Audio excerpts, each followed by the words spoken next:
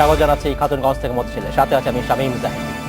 সঞ্চয়পত্রের সুদের হার কমানোর সিদ্ধান্ত সন্তুষ্ট নন সাধারণ গ্রাহকরা। তবে সুদের হার কমানোয় এই বিষয়ে সিদ্ধান্ত সার্বিক অর্থনীতির জন্য ইতিবাচক বলে মনে করছে বাংলাদেশ ব্যাংক। আজ আমাদের আলোচনার বিষয় সঞ্চয়পত্রের সুদের হার। এ নিয়ে আলোচনা করতে আমাদের সাথে স্টুডিওতে রয়েছেন জনতা ব্যাংকের পরিচালক নাকিবুল ইসলাম এবং Bangladesh institute of bank management বা BIBM এর পরিচালক আহসান হাবিব। তবে মূল আলোচনা যাওয়ার আগে দেখে নেব একটি প্রতিবেদন। ব্যাংক আমানতের সুদের হার কম আর শেয়ার বাজারে দীর্ঘদিনের মন্দার কারণে নিরাপদ বিনিয়োগ সঞ্চয়পত্রের দিকে ঝুঁকেছেন অনেকেই। কিন্তু এর বিক্রি অস্বাভাবিক বেড়ে যাওয়ায় বিপাকে পড়েছে সরকার। বাজেট ঘাটতি মেটাতে সঞ্চয়পত্র থেকে সরকার ৯,০৫৪ কোটি টাকার ঋণ নেওয়ার লক্ষ্যমাত্রা থাকলেও গত ৮ মাসেই তা হয়েছে দ্বিগুণেরও বেশি। এজন্য ভবিষ্যৎ ঋণ বোঝা কমাতে ৫ বছর মেয়াদী সঞ্চয়পত্রের সুদ হার ২% কমানোর সিদ্ধান্ত নিয়েছে সরকার। কমানো হয়েছে, 11.26 করা হয়েছে, আজকে এটা ইফেক্টিভ হয়েছে। তবে সরকারের এই সিদ্ধান্তে সন্তুষ্ট নন এর সুবিধাভোগীরা। সামান্য একটা তৃতীয় শ্রেণীর কর্মচারীদের আর কত আয় থাকে, এটা আয় দিয়ে তো আমরা চলা খুব কঠিন হয়ে যায়। সরকার আমাদের একটু বৃদ্ধি করে দেবে, কমা দিয়েছে, সবার ক্ষতি হয়েছে। তো সরকারের কাছে আমাদের অনুরোধ থাকবে যেভাবে আমরাও ক্ষতিগ্রস্ত না হই এবং আমাদের দেশও ক্ষতিগ্রস্ত না হয় সেদিকে খেয়াল রাখার জন্য। কেন্দ্রীয় ব্যাংকের মতে বেসরকারি বিনিয়োগ উৎসাহিত করার ক্ষেত্রে সঞ্চয়পত্রের সুদের হার অন্যতম বাধা। সুদের হার কমানো হয়েছে, সেটা উদ্দেশ্য নয় যে সঞ্চয়কারীরা খুব এখন দুর্ভোগে পড়েছেন, সেটা উদ্দেশ্য ছিল না। উদ্দেশ্য ছিল যে দেশের অর্থনীতিকে বিনিয়োগকে চাঙ্গা করা। তবে এই সিদ্ধান্তকে যৌক্তিক মনে করছেন না বিশ্লেষকরা। যারা অসুবিধাগ্রস্ত ব্যক্তির উপর একটা নেতিবাচক প্রভাব পড়বে। ছোট ছোট ইস্যুদেরকে যে আপনি জোর করে ব্যাংকের দিকে ঠেলে দিচ্ছেন, অথবা শেয়ার মার্কেটের দিকে ঠেলে দিচ্ছেন, অথবা তারা যেটা করে ভোগ্যপণ্যতে যাবে বা ফটকা বাজারে ইস্যুতে কাজে লাগাবে। চলতি অর্থ বছরের প্রথম ৮ মাসে ২৬,৫৩৩ কোটি টাকার সঞ্চয়পত্র বিক্রি হয়েছে, আর এতেই রাশ টানার উদ্যোগ নিল সরকার। Ashraf Alam, independent news, Dhaka. দেখলাম প্রতিবেদনটি আমরা। জনাব নাকিবুল ইসলাম এবং জনাব আহসান হাবিব, আপনাদেরকে স্বাগত জানাচ্ছি। কেমন আছেন আপনারা? জনাব ইসলাম, প্রথম প্রশ্ন আপনাদের শুরু করছি। প্রতিবেদন দেখলাম যেখানে বলা হচ্ছে যে সঞ্চয়পত্রের সুদের হার কমানো হয়েছে, প্রায় 2% মতো কমানো হয়েছে, এবং বাংলাদেশ ব্যাংক থেকে বলা হচ্ছে যে এর মূল উদ্দেশ্য হচ্ছে সুদের হার কমবে এবং অর্থনীতি চাঙ্গা হবে, ইনভেস্টমেন্টে এই টাকাগুলো চলে যাবে। আপনি কি একমত? বাংলাদেশ ব্যাংকের কথার সাথে তো একমত। আমি নিজে ব্যবসায়ী, আমি ব্যাংকের পরিচালকের বাইরেও আমি একজন ব্যবসায়ী, এবং আমি ব্যাংক থেকে মানে চড়া সুদের ঋণ নিয়ে ব্যবসাটি করি। আচ্ছা, এখানে কিন্তু আমাদের ছোট এবং বড় আমাদের সঞ্চয় করার 3টি জায়গা। একটি হচ্ছে সঞ্চয়পত্র, রাইট। একটি হচ্ছে FDR বা ব্যাংকের বিভিন্ন রকম ভাবে ওখানে আমার টাকা রাখা, আরেকটি হচ্ছে শেয়ার মার্কেট। তো আমরা শেয়ার মার্কেটের অবস্থা জানি যে এখন খুবই খারাপ অবস্থা। এক সময় বাবল হয়েছিল, এখন ইনভেস্টমেন্টের সময়, কিন্তু আমরা এখন বেশিরভাগ লোক ইনভেস্ট করতে যাচ্ছি।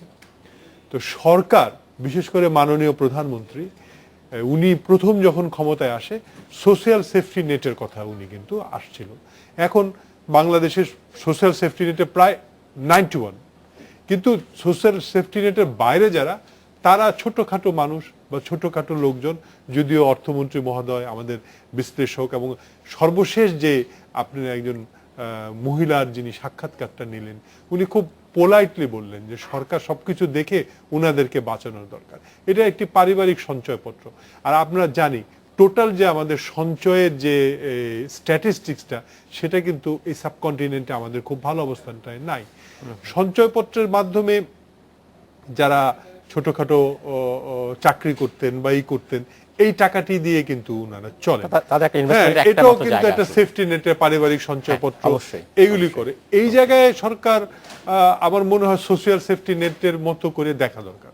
তবে হয়তো তারপরে আপনি প্রশ্নটা করবেন, তো সরকার সুদের হার আপনারা কমাতে বলেন কিভাবে? সরকার অন্য কোনো ভাবে রিফিন্যান্সিং এর মাধ্যমে এটা করা উচিত। সেটা সে আশা। জনাব ইসলাম, আমি ধন্যবাদ। আমি আপনার কাছে ফিরে আসবো। জনাব আহসান হাবিব, আপনার কাছে জানতে চাচ্ছি যে বলা হচ্ছে যে সাধারণ যারা মানুষ, যারা নিম্ন আয়ের মানুষ, তারাই সঞ্চয়পত্রের মাধ্যমে তারা ইনভেস্টমেন্ট করে থাকে, আর এর কোনো উপায় নাই তাদের কাছে। তাহলে এই টাকাটা যেটা বলা হচ্ছে, আদৌ কি এই আমাদের অর্থনীতিতে ইনভেস্টমেন্ট হিসেবে যাবে, অথবা ইকোনমি চাঙ্গা হবে বলে আপনার মনে হয় কিনা? আমি যেটা মনে করি সঞ্চয়পত্রটা যদি বলেন টার্গেট গ্রুপ কারা, হ্যাঁ, ঠিক আছে, যে আমরা যদি বলি যে যারা লো ইনকাম পিপল বা মিডল ইনকাম, লো মিডল ইনকাম পিপল, ওদেরকে টার্গেট করে সামাজিক নিরাপত্তার আওতায় হয়তো একটা প্রোডাক্ট আপনি তৈরি করলেন, কিন্তু ভালো করে আইডেন্টিফাই করেন তো এটা বেনিফিশিয়ারি কি শুধু তারাই কিনা।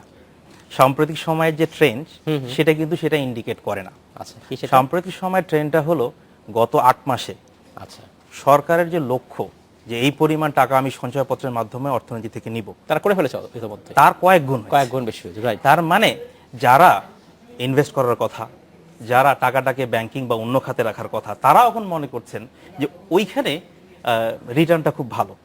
তো যদি আমরা কোনো একটা প্রোডাক্ট থেকে দেখি যে এটা একটা ভালো দিক আছে, ওই ক্লাসের লোক এখান থেকে বেনিফিটেড হন, Right. তারা তাদের ওইটার উপর তাদের সংসার চলে, বাট যে অর্থে এই সাপোর্টটা দেওয়া সরকার, এটা কিন্তু সাপোর্ট বলবো আমি, কারণ সরকার আসলে অন্য জায়গা থেকে কম সুদে টাকা নিতে পারে, তার থেকেও চড়া সুদে আপনি এখান থেকে দিচ্ছেন, কিন্তু ওই সাপোর্টের বড় অংশটা যদি সম্পদশালীদের ঘরেই যায়, আচ্ছা, তাহলে কিন্তু ওই প্রোডাক্টটা নিয়ে প্রশ্ন আসে।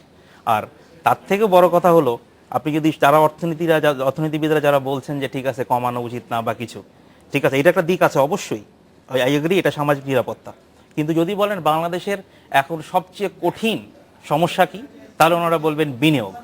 তাহলে বিনিয়োগকে Exactly. চাঙ্গা করার উপায় কি? তাহলে চাঙ্গা করার উপায় যদি ইন্টারেস্ট কমাতে হয়, হ্যাঁ, তাহলে আমি একদিকে বলবো এখানে ইন্টারেস্ট ঠিক রাখেন, আবার বিনিয়োগকে চাঙ্গা করেন, এটা তাহলে এটা কন্ট্রাডিক্টরি। অবশ্যই কন্ট্রাডিক্টরি হয়। তো সেদিক থেকে বিবেচনায় আমার মনে হয় যে ওনাদেরকে অন্যভাবে কম্পেনসেট কি করে করা যায় সেটা ভাবা উচিত। বাট যারা নাকিবুল ইসলাম, আপনার কি মনে হয় কেন সুদের হার কমছে না? সুদের হার কমছে না, এটা তো ব্যাংক টু ব্যাংক। আমি যদি সরকারি ব্যাংকের কথা বলি, সরকারি ব্যাংকের স্বাধীনতার পর আমরা 100% সবই সরকারি ব্যাংক। এখন কিন্তু সরকারি ব্যাংকের টোটাল শেয়ার 25 থেকে 27%, রেস্ট অফ দ্য হচ্ছে প্রাইভেট ব্যাংক। তো প্রাইভেট ব্যাংকের যারা এই সুদ কমাতে যারা বলে, বিসিসি এর প্রেসিডেন্ট বা কামিং প্রেসিডেন্ট বা পরিচালকরা, তারাই কিন্তু ব্যাংকের পরিচালক, এবং ওরাই কিন্তু মার্কেটের উপরে ডিপেন্ড করে ওনারা এইগুলি। কিন্তু বলা হয় যে আমাদের ফান্ড কস্ট অনেক বেশি। আপনি যেহেতু একজন ব্যাংকের পরিচালক, আপনার কি মনে হয় কি কি কারণে বেশি, এবং আপনার মতে কি কি উপায় রয়েছে আসলে এটা কমানো যেতে? ফার্স্ট আপনি প্রথমেই আপনাকে যেটা বললাম সেটা হচ্ছে যে আমাদের যে ল্যান্ডিং এবং বরোয়িং এই রেটটা প্রায় 5%, এটা একটু কমানো দরকার। স্প্রেড 5% আমাদের অনেক সবসময় বেশি আমরা এবং কোথাও কোথাও শুনি 5%-এর প্রাইভেট ব্যাংকগুলিতে 5%-এর বেশি নেয়। এই জায়গায় দেখা গেল যে একটা যদি সরকারি ব্যাংকের বা অন্য কোনো লগ্নিকারী বা আপনাদের মতো কোথাও যদি বেতনের পরিমাণ যদি থাকে, আমি ধরে নিলাম যদি 100 থাকে, ওইখানে দেখা গেল যে প্রাইভেট ব্যাংকে ওনারা 500 টাকা দিচ্ছে। এই জায়গাটা একটু মিনিমাইজ করা, তারপরে তার খরচের মিনিমাইজ করে এই স্ল্যাবটার পার্সেন্টেজ কমায় আনা। আর দ্বিতীয় কথা হচ্ছে, আমরা উনি যেই কথাটা বললো যে সঞ্চয়পত্রে যে উদ্দেশ্যে করা, সেই উদ্দেশ্যটা ব্যাহত হচ্ছে এই কারণে যে বড়রাও এখানে এসে স্ল্যাব একটা ঠিক করে এর বেশি করতে পারবে না বা দেখে শুনে করা, কিন্তু সঞ্চয়পত্রে সুদটা আমার মনে হয় অন্যভাবে রিফাইন্যান্সিং করা যেতে পারে। আর আমরা যদি দেখি, বলা হয় যে যারা এক্সপোর্ট করে তারা কিন্তু কম সুদে, ইভেন কি চামড়াতে আমরা কম সুদে, হ্যাঁ, কম ইন্টারেস্ট রেট নেওয়া হয়, ইভেন কি জুটে কম ইন্টারেস্ট রেট করা হয়। আপনি বাদ দিলেন আমি সবকিছু, আমি যে রপ্তানি করি, রপ্তানিও তো এন্ড ইউজাররা, ওইখানেও যদি আমি বেশি ইন্টারেস্ট দিই, আমার তো এন্ড ইউজারের থেকে এই টাকাটা তুলতে হবে। এক্স্যাক্টলি। আপনার কি মনে হয় যে কেন আসলে আমাদের সুদের হারটা বেশি?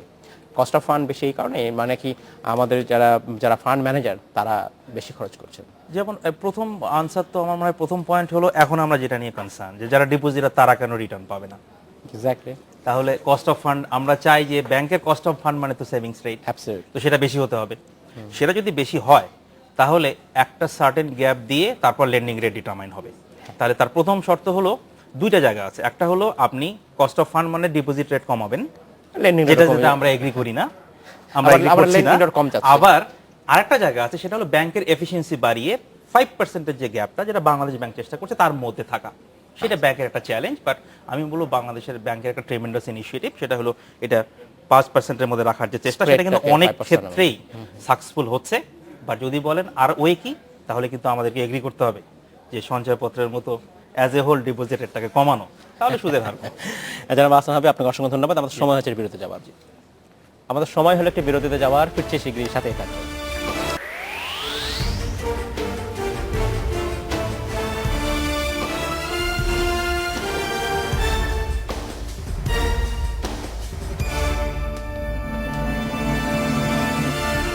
স্বাগত আরেকবার খাতুনগঞ্জ থেকে মতিঝিলে। আজ আমরা আলোচনা করছি সঞ্চয়পত্রের সুদের হার নিয়ে। এই নিয়ে আলোচনা করতে আমাদের সাথে স্টুডিওতে রয়েছেন জনতা ব্যাংকের পরিচালক নাগিবুল ইসলাম এবং বাংলাদেশ ইনস্টিটিউট অফ ব্যাংক ম্যানেজমেন্টের বা বিআইবি এর পরিচালক আহসান হাবীব। জনাব ইসলাম এবং জনাব হাবিব, আপনাদেরকে স্বাগত জানাচ্ছি আরেকবার। জনাব ইসলাম, আপনার কাছে জানতে চাচ্ছি, আমরা যে কথাগুলো বলছিলাম যে এই সুদের হার যদি কমানো হয়, এই অর্থগুলো ব্যাংকে যাবে এবং ইনভেস্টমেন্টে ব্যবহৃত হবে, মানুষ এবং সুদের হার কমে আসবে। আমার একটা জানতে ইচ্ছা হচ্ছে যে ব্যাংকগুলো, আমাদের যে ব্যাংকের যে আছে ব্যাংকগুলো, তাদের সবার প্রোডাক্ট মোটামুটি একই রকম, ইনোভেশন নাই, যার ফলে নতুন গ্রাহক তৈরি হচ্ছে না। আপনি কি এর সাথে একমত কিনা? আমার সাথে আপনার সাথে আমি এটা একমত না। নতুন গ্রাহক কিন্তু, যেহেতু নতুন ব্যাংক আসছে, নতুন গ্রাহক কিন্তু তৈরি হচ্ছে, এবং সেটা ডিপোজিটারের ক্ষেত্রে আর অ্যাডভান্সের ক্ষেত্রে, ল্যান্ডিং এর ক্ষেত্রে দুটাই তৈরি হচ্ছে। যেটা বলতেছেন যে নতুন প্রোডাক্ট আমরা এফডিআর, তারপরে এই সেই পারিবারিক সঞ্চয়পত্র, অমুক সমুক, এর বাইরে আসলে খুব একটা যে ভাবা হয়েছে তা কিন্তু না। কিন্তু ব্যাংকিং ব্যবস্থায় নতুন পুরনো মিলে, আমি পরশুদিন পটুয়াখালীতে গিয়েছিলাম, তো ওইখানে গিয়ে দেখলাম খুব সুন্দর একটা হোটেল হয়েছে। তো জিজ্ঞেস করলাম যে কি ব্যাপার, তো দেখলাম একটা মানে খুব নতুন প্রাইভেট ব্যাংক, তারা ওইখানে গিয়ে ইনভেস্ট করেছে। তাদের শহরেও সেরকম ইনভেস্টমেন্ট নাই, তৈরি হচ্ছে এইটাই। আর ওয়ার্ল্ড মানে আমাদের পার্শ্ববর্তী দেশ ভারত এদের সাথে যদি আমরা তুলনা করি, আমাদের ব্যাংক বেশি, হ্যাঁ, ব্যাংক প্রায় 50টার 52টার মতো, কিন্তু শাখা কিন্তু আমরা পাকিস্তানের চেয়ে, পাকিস্তান থেকে তো আমরা সবকিছুই এখন গুড, কিন্তু এই জায়গায় আমরা কিন্তু কম। শাখাটা কি এখন খুব জরুরি বিষয়? এখন এখন আইটির যুগে শাখাটা কি বড় কথা? অবশ্যই অনেকটা শাখার কথা। আমি এই সুযোগে একটু ভালো কথা বলে নিই, সেটা হচ্ছে সরকারি ব্যাংকের আমরা কিন্তু কিছু কিছু ব্যাংকে অনেক জায়গায় আমরা লুজিং হচ্ছি। ওই শাখাটা যদি আমি বন্ধ করে দেই, হ্যাঁ, আমার লুজটা কমে যায়। কিন্তু আমরা শাখাটা বন্ধ করতে পারছি না। যেমন ইন্টেরিয়ার পার্টি, ধরেন রংপুরের এই যে স্যারের এলাকায় একটা ইন্টেরিয়ার পার্টে অনেক আগে একটা ব্যাংক করা হয়েছিল, সেই ব্যাংকটা জনতা ব্যাংক। তো এই জনতা ব্যাংকে এখন যদি বন্ধ করে দিই, তো ওই যে 91টা সেফটি নেটের প্রোগ্রাম, তারপরে আমাদের আর্মি লোন, তারপরে আমাদের যে প্রশ্নপত্র উত্তরপত্রগুলি থাকে, এখানে আশেপাশে থানা বা সরকারি কিছু না থাকলে রাখতে পারে না, তো ওই ব্যাংকে রাখে। তো আমরা ওই ব্রাঞ্চটা বন্ধ করে দিলে ওই স্কুল কলেজগুলি আশেপাশে যে 1-2 মাইলের, ওইটা বন্ধ হয়ে যাবে। আর ওই যে সরকারের যে এই ভর্তুকি দেয়, এগুলি বন্ধ। এখন আসলে এই কথা আমি এই জন্য বললাম যে এখন তো মোবাইল ফোন ব্যাংকিং বা অনেক টেকনোলজি ব্যবহার হচ্ছে, এগুলো করে কিন্তু আমরা একটা ব্রাঞ্চ ম্যানেজমেন্টের যে কস্ট, সেটা কমাতে পারি কিনা বা ভাবা উচিত আমাদের, সেটা কিনা। জনাব ধন্যবাদ, আমি আসবো আপনার কাছে। জনাব হাবিব, আপনার কাছে আমি জানতে চাচ্ছি যে নতুন প্রোডাক্ট হচ্ছে না, এই ব্যর্থতা কার? ব্যাংকগুলোর? প্রথমত একেবারে যে হচ্ছে না ব্যাপারটা এরকম না। ইয়েস, টেকনোলজি বেসড বেশ কিছু প্রোডাক্ট কিন্তু বাংলাদেশ ব্যাংকের পক্ষ থেকে চেষ্টা করা হচ্ছে। যেমন একটা সিম্পল এক্সাম্পল হলো এজেন্ট ব্যাংকিং। 4-5টা ব্যাংক কিন্তু অলরেডি এজেন্ট ব্যাংকিংয়ের মাধ্যমে গ্রাম এলাকায় তাদের প্রোডাক্টগুলো বিস্তৃত করার চেষ্টা করছে।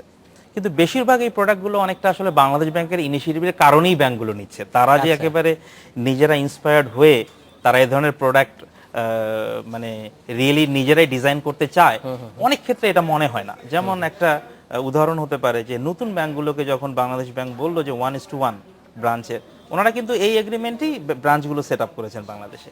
কিন্তু পরবর্তী সময় ওনারা ওনারা মনে করছেন এক্সিস্টিং ব্যাংকগুলোর সাথে কম্পিট করতে গেলে আগের ব্যাংকগুলো যে জায়গায় যে সমস্ত প্রোডাক্ট নিয়ে কম্পিট করে মার্কেটে, ওই প্রোডাক্টগুলো নিয়েই আসলে তারা কম্পিট করছে। সুতরাং যে জায়গাটা আনএক্সপ্লোর্ড, সেই রুরাল এলাকা বা লো ইনকাম পিপুল, যারা ব্যাংকিং এর আওতায় নাই, তাদেরকে টার্গেট করে যে খুব একটা প্রোডাক্ট ডেভেলপ করা হচ্ছে নিজের ইচ্ছা থেকে। ব্যাংক বলবে তাদের কাছে টাকা নাই, আমি তাদের কেন যাব? না, টাকা না, কথা হলো প্রোডাক্ট। যেমন এগ্রিকালচারাল প্রোডাক্ট, আপনি আমরা ক্লেম করি আমরা এগ্রিকালচারাল কান্ট্রি, বাট বাংলাদেশে ব্যাংকের কোনো এগ্রিকালচারাল প্রোডাক্ট নাই। বাংলাদেশ ব্যাংক বলে দেয় 2% ক্রেডিট দিতে হবে, তাই দিচ্ছেন। ব্যাংকগুলো যেমন দিবু ভাই যেটা বলছিলেন যে ব্যাংকগুলো, সরকারি ব্যাংকগুলো, ওনারা বেশ এমন কিছু সার্ভিস দেয় যেগুলো কমপ্লিটলি সোশ্যাল ওয়ার্ক। এগুলোকে আপনি কমার্শিয়াল সার্ভিস বলতেই পারেন। ধন্যবাদ। আমি আমাদের দর্শক প্রশ্ন পাঠিয়েছেন, তারপর শুনি জানতে চাচ্ছেন সুদের হার কমবে এটা সবার জন্য প্রযোজ্য কিনা, যারা নতুন কিনবে শুধু তাদের ক্ষেত্রে নাকি যারা পুরাতন কিনছে তাদের ক্ষেত্রে কি হবে। আমি যতটা জানি, আমি খোঁজ নিয়েছিলাম, সেটা হচ্ছে এখনো বোধহয় সিদ্ধান্ত পুরোপুরি হয়নি যে যারা আগে কিনেছিল তাদের ক্ষেত্রে সুদের হারটা আসলে হয়তো ক্লারিফাই করা হবে, এখনো হয়তো ক্লারিফিকেশন করা হবে। পারিবারিক সঞ্চয়পত্রের ক্ষেত্রেও একই অবস্থা ঘোষণা দেওয়া হয়েছিল, সেদিন থেকেই এটা কার্যকর করা হয়েছিল। জনাব ইসলাম, আপনার কি মনে হয় যে এই সুদের হার যদি আমরা যদি সঞ্চয়পত্র মানুষ কেনা কমেই দেয়, তাহলে তারা আসলে ইনভেস্টমেন্ট কোথায় করতে চাইবে? তারা কি স্টক মার্কেট করবে, আপনি যেটা বলছিলেন যেসব আমাদের বাকি ইস্যুগুলো ছিল, অথবা তাদের জন্য সেফ কোনো ইনভেস্টমেন্টের ব্যবস্থা আমরা করতে পারছি না, সেক্ষেত্রে কি ব্যাংকগুলোকে এগিয়ে আসতে পারে কিনা, ভালো ফান্ড ম্যানেজার হতে পারে কিনা ব্যাংকগুলো? ব্যাংকের তো ফান্ড ম্যানেজার, এখানে যে উনি যেটা বললো নতুন প্রোডাক্ট বলতে আমি দুইটা বুঝেছি যে সেটা আমি শুধু আমি ভেবেছি যে ডিপোজিটারদের, হ্যাঁ, ল্যান্ডারদের কথা না। ল্যান্ডারদের তো আমাদের অনেক, বিশেষ করে সরকারি ব্যাংকগুলো, আমরা যে আদা চাষের জন্য, আমি তখন অগ্রণী ব্যাংকের ডিরেক্টর ছিলাম, 2% ইন্টারেস্ট এবং আদায় আমরা তখন আর কোনো হয় নাই, কৃষককে আমরা বিভিন্নভাবে সহযোগিতা করি, এবং এটা কিন্তু ভর্তুকির মাধ্যমে। এবং বিশ্ব ব্যাংক খবরদারির জন্য অনেক সময় বাংলাদেশ ব্যাংক বা আমরা কিন্তু রিফাইন্যান্সিংটা করতে পারি না। তারপরে আপনার ইয়েতে আমাদের যে অনগ্রসর মহিলাদের আছে তাদেরকেও আমরা নতুন প্রোডাক্ট নিয়ে যাচ্ছি, কিন্তু সেটা সেভাবে ফলপ্রসূ হচ্ছে না। আপনি কি জানি প্রশ্নটা? আমার প্রশ্ন ছিল যে ব্যাংকগুলো কি নতুন প্রোডাক্ট তৈরি করতে পারছে না, যার ফলে সাধারণ মানুষ তাহলে কোথায় ইনভেস্ট করবে? একটা সময় ছিল সঞ্চয়পত্রে ইনভেস্ট করতে, যদি এখন সুদের হার কমে যায় তাহলে তারা ইনভেস্ট করবে কোথায়? আমাদের তো ইনভেস্টমেন্টে আমি দুইটা জায়গায় বলবো, একটা সঞ্চয়পত্র, একটা এফডিআর বা এই ফরম্যাট। এফডিআর অনেক বেশি টাকা লাগে, সাধারণ মানুষ পারবে না, তাহলে কোথায় যাবে? এফডিআর তারপরে থাকে শেয়ার মার্কেট, অনেকেই আগ্রহী না, এবারে অনেক রিস্কি মার্কেট, সো কোথায় যাবে? ওই রিস্কের জায়গাটা আমাদের হাত দিতে হবে। আরেকটা কথা আমরা পত্রপত্রিকায় দেখে থাকি এবং আমরা ভেবেও থাকি, এবং সত্যতাও থাকতে পারে, বাইরে টাকা চলে যাবে। স্যার যে কথা বললেন যে সঞ্চয়পত্রে অনেক বেশি, যে বড়রাও এখানে চলে আসছে, আমার তো টাকাটা তো আমি মানে চঞ্চল টাকাতে আমি তো আঁচলে বেঁধে রাখতে পারবো না। আমরা কি জাতিগতভাবে বা আমরা ঝুঁকি নিতে ভয় পাই? আমরা যখন এই ইনভেস্টমেন্টের কথা আসছে তখন ঝুঁকি নিতেই হবে, তাহলে কি আমরা ঝুঁকি নিতে ভয় পাই? ঝুঁকি নেওয়ার জন্য যে ইনফরমেশন নেটওয়ার্কটা দরকার, শেয়ার মার্কেটের ক্ষেত্রে অনেকে শুনতে হয়তো খুব ভালো লাগবে না, শেয়ার মার্কেটের ওইটা এখনো আমি কখনো এটা আশা করব না যে যারা এতদিন সঞ্চয়পত্রে ইনভেস্টমেন্ট করতেন তারা ওখান থেকে, specially low income class, middle income class, ওনারা ওখান থেকে সরে গিয়ে শেয়ার মার্কেটে যাবেন। বরং এর পরেও, কমানোর পরেও এখনো কিন্তু ওনাদের কাছে সঞ্চয়পত্রের অল্টারনেটিভ সঞ্চয়পত্রই আচ্ছা, এবং হয়তো একটা ক্লাস যারা আছেন, যারা অন্তত মনে করেছেন ব্যবসায় ইনভেস্ট করার থেকে ওনার রিটার্ন ভালো, তারা হয়তো ডিসকারেজড হবেন। আমরা অন্তত আশা করি যারা সম্পদশালীরা আছেন তারা একটু অল্টারনেটিভ প্রোডাক্টিভ সেক্টরে ইনভেস্টমেন্টে আসেন, সো দ্যাট বেসরকারি বিনিয়োগটা বাড়ুক। আর আমার যেটা অনুরোধ থাকবে সেটা হলো যে যারা রিয়েলি লো ইনকাম, বিধবা আছেন, অথবা যারা ওইটার উপর বেস করে তারা সংসার চলেন, কর্মকর্তা আছেন, তাদেরকে অন্য কোনো ভাবে প্রোডাক্ট ডিজাইন করে কোনো রেস্ট্রিকশন দিয়ে, যেটা যেভাবে বলছিলেন, কোনোভাবে তাদেরকে এটা কম্পেনসেট করা যায় কিনা। জনাব আহসান হাবিব, আপনাকে অসংখ্য ধন্যবাদ। জনাব নাকিবুল ইসলাম, আপনাকে অসংখ্য ধন্যবাদ। সময় স্বল্পতার আজকে শেষ করতে হচ্ছে, ভবিষ্যতে আমরা এই নিয়ে আবার কথা বলবো আপনাদের সাথে। ধন্যবাদ। এই ছিল আজকের মতো খাতুনগঞ্জ থেকে মধ্যে ছিলেন, আমাদের সাথেই থাকবেন, দেখা হবে আবার।